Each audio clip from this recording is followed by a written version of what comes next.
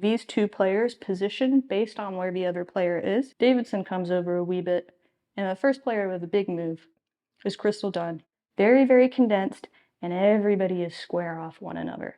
Welcome back to Busy Watching Women's Soccer. I'm Bridie O'Toole, and today I'm going to be breaking down the formations that Emma Hayes used to win Olympic gold with the U.S. Women's National Team.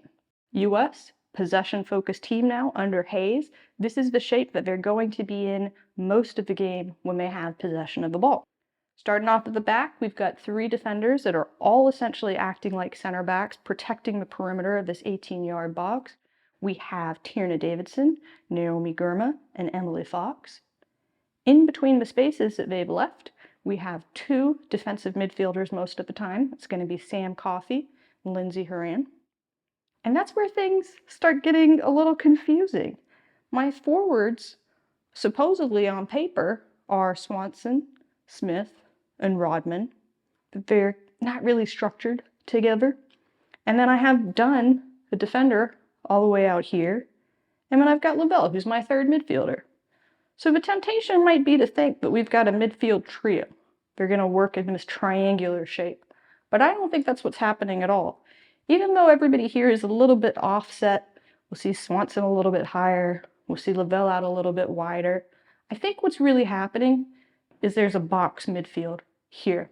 And you can see that because if you look and you compare the heat maps for Swanson and Rodman, you see that they're actually not doing a similar job at all. Who is doing a similar job? Swanson, Lavelle. And you know whose heat map looks just like Rodman's? Dunn's is almost exactly the same on the opposite wing. So I think, functionally, all of these players are midfielders, which means our only forward is Miss Sophia Smith up there, all on her own. There's a few things I really like about the offensive structure, and the first is the use of a true double pivot. I get very annoyed when people call the setup with two defensive midfielders a double pivot, because a lot of the time, those players don't really do any pivoting. They just stay in line with one another. Emma Hayes has a true double pivot in place, meaning these two players position based on where the other player is, and she has a very nice, simple cue for those defensive midfielders to follow. So, if the ball's here with Emily Fox, the near side player comes low, weak side player goes high. And you see what a nice little diagonal that creates. We move over here with Davidson, this player comes low, this player moves high, and again, we've created a very nice diagonal. Very, very smart and very, very easy for those players to move around. Here's a look at the double pivot in action, and we can see how the movement of Horan and Coffey is all relative to the ball. When the ball's at Girma's feet, they flatten out a little bit. As the ball goes to Davidson, Coffey comes and drops lower. So everything is a nice, easy cue dependent on where the ball is. See Horan here move as the ball comes to Fox's feet. Another thing I like this system is how Hayes will look to a couple players for a little bit extra. And to me, those players in most games were Lindsay Horan and Mallory Swanson. And if we look at the heat map, we can see Horan's looks a little bit different from Coffey's because Horan has the freedom to decide when she needs to come out of position to support build-up play. And that is the exact same freedom that Mallory Swanson gets to exercise. When do I come out of position to support build-up play? Everybody else can do that to some extent, but these two players have a significant amount of freedom, but also responsibility for decision-making. Because Emma Hayes keeps the formation and the roles and responsibilities pretty straightforward, it allowed her to use some more advanced tactics throughout the tournament, and she leaned very heavily on scripting during the Olympics. Now, scripting has been a little bit controversial in Europe as people say it's taking some of the spontaneity and creativity out of the game, but here in America, we are deeply familiar with the concept of scripting from a concept of play calling in American football, and that's really all it is. It's saying, under a specific set of circumstances, here is the specific sequence of passes that we will execute. So, easiest place to script, kickoff. It's a repeatable event that we know is going to happen at least once per game. So, on kickoff, their play call aimed to get them into these spaces up here. Their targets were either Rodman or Swanson. And how this would work is with a pop-on header, either from Lavelle or Horan. So, kickoff, we send the ball back, pop-on header, gets it into that space nice and quickly, or sometimes Davidson would do this on the left, pop-on header, into that space nice and quickly. It worked to varying degrees of success, but nice, easy, repeatable play. Here's a look at the kickoff against Zambia. Naomi Girma, tasked with the distribution, goes long to Haran, but overshoots it a little bit. They do, however, get the ball to Swanson in the space they're looking for. Against Australia, same thing, also going left, but not executed well. And if there was one theme for this specific play, it was that the execution to carry it through was just not there. It didn't matter if they went left, right, central. It was kind of the same result every single time. Scripting can be quite difficult to identify in games. Even for me, I might watch a game 2, 3, 4 times and still not really be confident if what I'm seeing is scripting.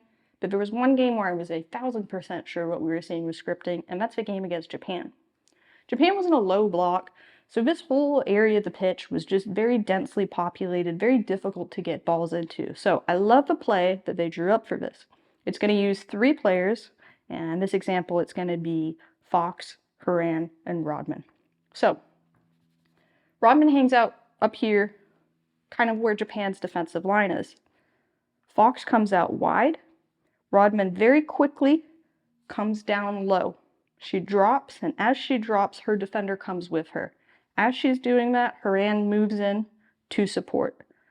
Ball goes off, one touch, push it into space, and Rodman just chases right back into the space that she vacated. So vacate the space, move the defender right back into it. Very, very simple play, and they actually ran it a few times before eventually scoring off of it. At a high level, the concept works by creating large triangles out on the wing, then condensing those triangles to break Rodman out into the space that she left.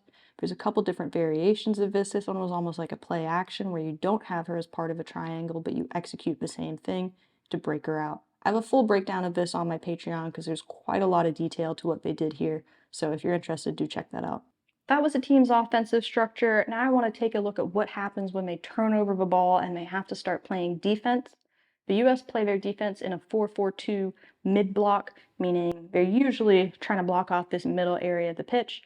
They could bring it higher or lower if they need to. But my favorite thing about the way this is set up is the average player has to move very little to get to their defensive position. So Fox, I don't think she even has to move. Girma comes over a wee bit. Davidson comes over a wee bit. And the first player with a big move is Crystal Dunn, who does have to come from out wide to join that line and make it 4. Now, the defensive midfielders, depending on where they are on the pitch, they either need to step up a little or drop back a little. They don't have much movement to make. They're usually fine. Lavelle, she'll take a slight step up, and Smith will take a slight step left.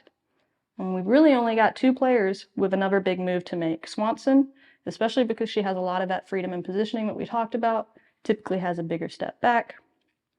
And then Rodman, also a bit of a bigger step back from a wide area. But overall, pretty easy and pretty simple to move into. Here's a look at Dunn's transition, which I really do think is the most difficult of any player in the team. And this is about as advanced as she's at shoring that up, but really waits until there's a need to tighten up and get in more centrally.